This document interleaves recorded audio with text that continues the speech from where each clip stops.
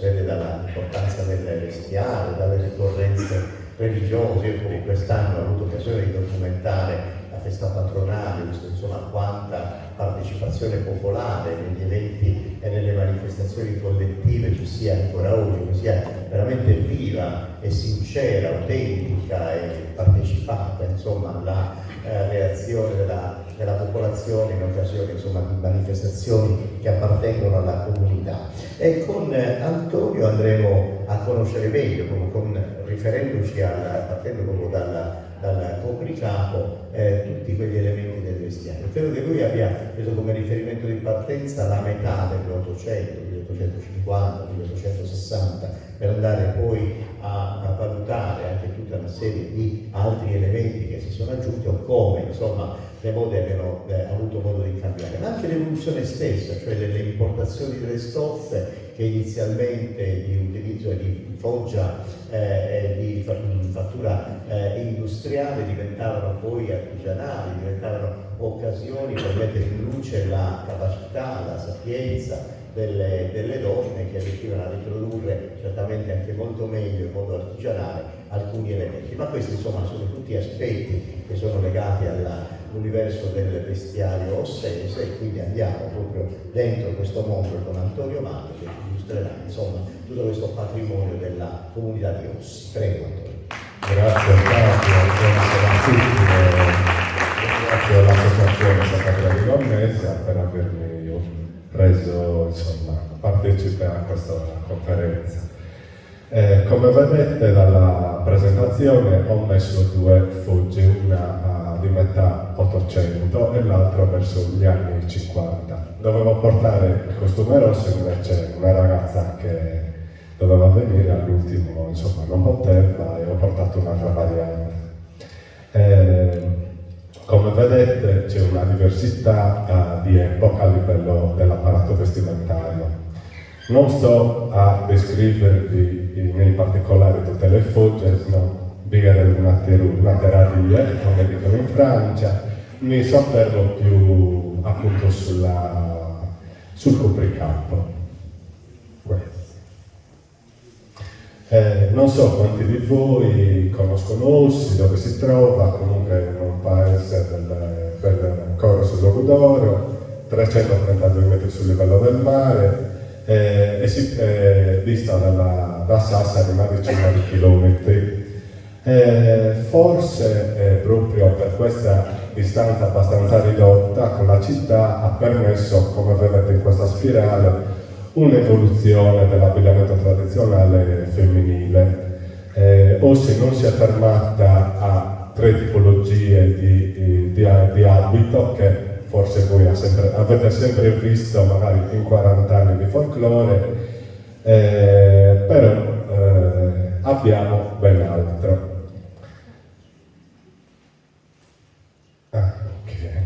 Allora,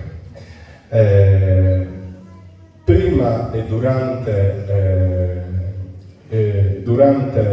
il tulle a Ossi veniva utilizzata una sorta di bendaggio come può essere quello che viene riportato a Osilo, con dimensioni differenti in base all'epoca, ma generalmente anche la modalità di bendaggio doveva avvolgere il viso, quindi il capo. Infatti qui possiamo vedere un acquerello del Cominutti del 1825, se non erro, dove appunto vediamo il bendaggio come va a chiudere la benda.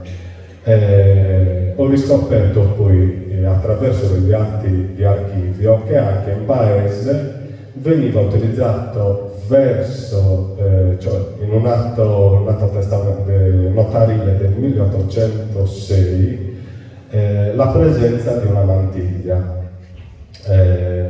Ho anche una fotografia, una cartolina inedita, ma me la riservo per altre situazioni.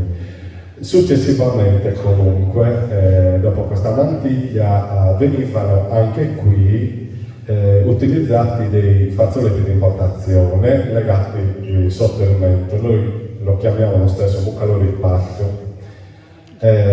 Come vedete poi, ecco come risulta il bendaggio, quindi va a coprire, cioè a passare proprio sotto il mento, e si nota appunto tutto il tessuto, la stoffa che poteva essere o di mussola o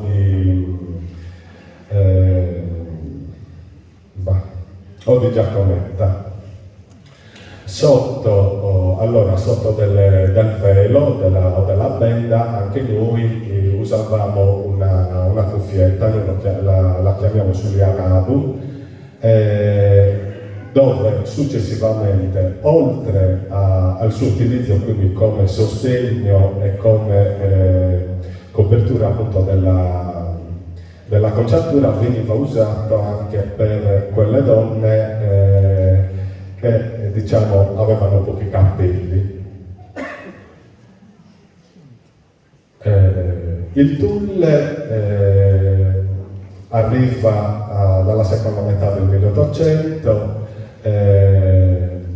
aveva le dimensioni da un minimo di 80 x 80 fino anche 1 metro, 1,20 m, era quindi di importazione industriale, proveniva dal nord Europa fino poi a diramarsi all'Italia, quindi anche in Sardegna. Veniva venduto nelle botteghe della città o per metraggio, quindi una signora o chi praticamente l'interessata andava, tagliava il metraggio e poi veniva anche rifinito, oppure venivano venduti anche già confezionati, già pronti. Le signore anziane, da alcune interviste che avevano fatto in passato, che poi mi hanno riferito, soprattutto quelle nate nel fine 800, dicevano che su Mucaloro e Tullu devi assettere in copposo, praticamente doveva appoggiarti coprendoli senza essere buttato diciamo all'indietro, come si vede in alcune immagini folcloristiche. E qui ho riportato degli esempi di Mucaloro e Tullu che ho ritrovato in paese. Come vedete ci sono diversi disegni che non sono inediti di Ossi, ma li troviamo in diversi centri dell'isola.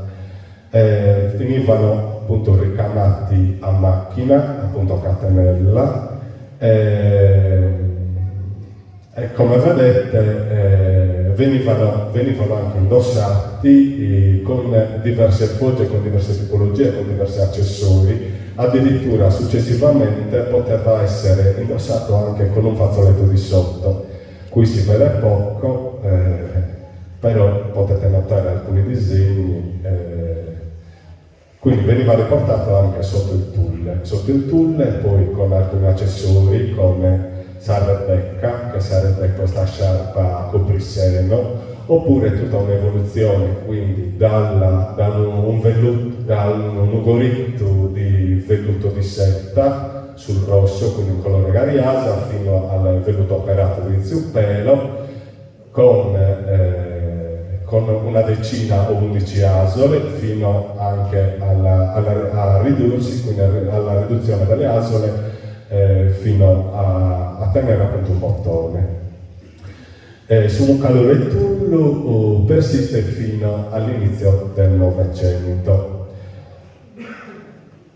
Nella mia ricerca, che non smetto mai di fare, ho potuto trovare alcuni articoli della Nuova Sardegna dove si parlava di fazzoletti, del commercio di fazzoletti.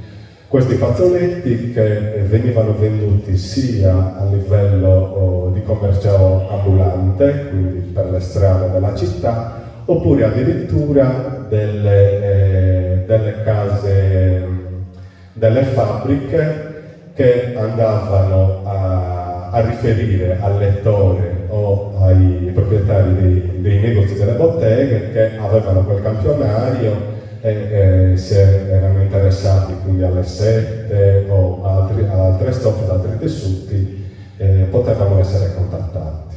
Quindi già questo vuol dire che non eravamo così isolati come pensiamo, quindi il commercio noi l'avevamo da tempi or sono. Non solo fazzoletti, ma anche delle sciarpe. Le sciarpe o petieras sono il susseguirsi di quello della moda del fichu, quindi di quei fazzoletti copriseno che andavano appunto a coprire le camicie, quindi per ridurre la vistosità del seno e le scollature. In paese appunto venivano utilizzate comunque o dei lembi diciamo di tessuto come appunto come questo in tulle ricamato sempre meccanicamente, oppure addirittura delle sciarpe con frange di seta intagliate dove riportano dei disegni sempre a fiori. Per quanto riguarda i fazzoletti, quelli più antichi, quindi sono quelli con grappoli d'uva, oppure quelli girasolati. Erano sempre dei fazzoletti di seta ricamati a fettucce che in base alla lavorazione di queste fettucce appunto davano dei pampini e dei grappoli d'uva o addirittura girasole, che erano quelli ben cercati appunto dalle imprese. Negli anni 20 del 1900 ad Ossi, grazie alla Singer, è iniziato una sorta di corso dove hanno fatto parte diverse signore che erano le rinomate ricamatrici di paese, che hanno poi dato lustro a tutte quei lavori artigianali che andavano negli anni successivi. Qui ho riportato alcuni nomi come Massimina Faetta, Lucia De Logo, Teresa Cassano, Paolina Zirattu e Chiara Tette. Non solo sciarpe, ma anche pettiere. Queste pettiere andavano anche loro a coprire la camicia e quindi il petto. Erano sempre lavorate in tulle setta, quindi tulle setta, sì, scusate il gioco di parole, era una lavorazione quindi a intaglio. Erano formate quindi, erano strutturate come una sorta di bavaglio e lateralmente quindi avevano delle bretelle dove veniva indossato, quindi le braccia andavano dentro queste fettucce in modo che tenessero ben disteso il tessuto.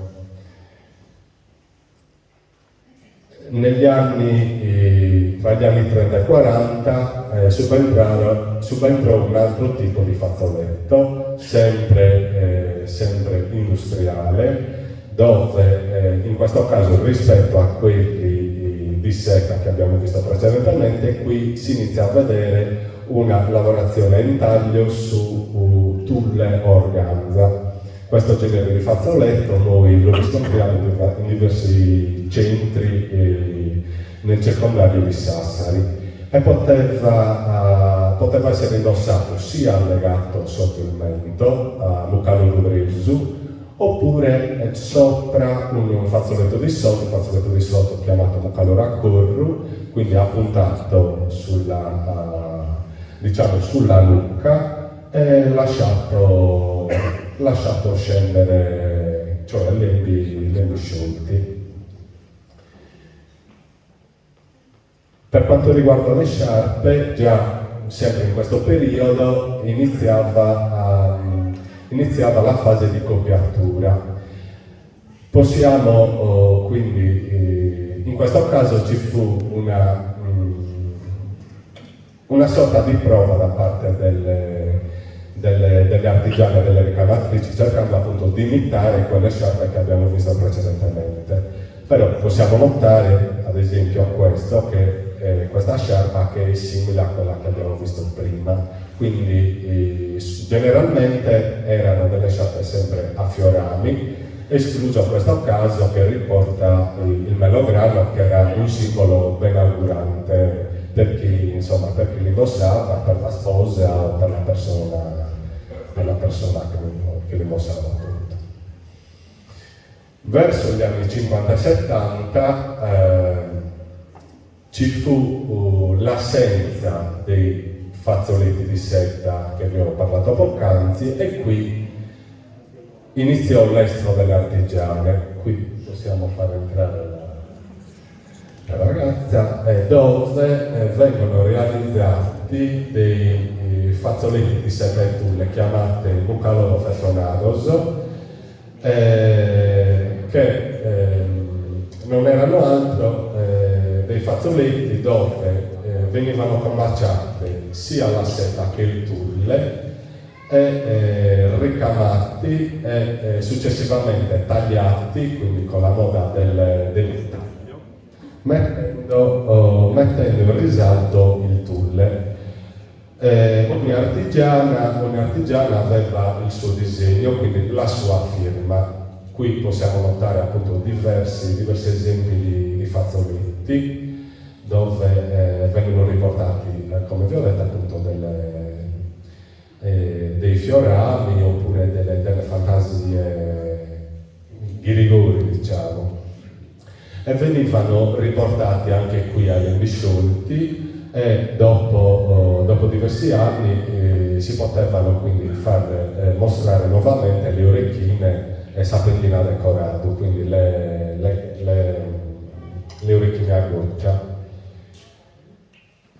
Stessa identica cosa per quanto riguarda le sciarpe. Generalmente le sciarpe che venivano indossate dovevano presentare lo stesso disegno del suo calore versionado, non erano altro che due quadrati di stoffa unite tra loro attraverso un orlagiorno, oppure semplicemente unite attraverso un pezzo di stoffa che andava a finire dietro il collo per poi collegare questi due lembi e farli riportare uno sopra l'altro davanti al petto. Vi sono anche degli esempi che riportano delle frange di seta, forse sempre per imitazione delle mode cittadine, delle mode continentali e delle mode europee.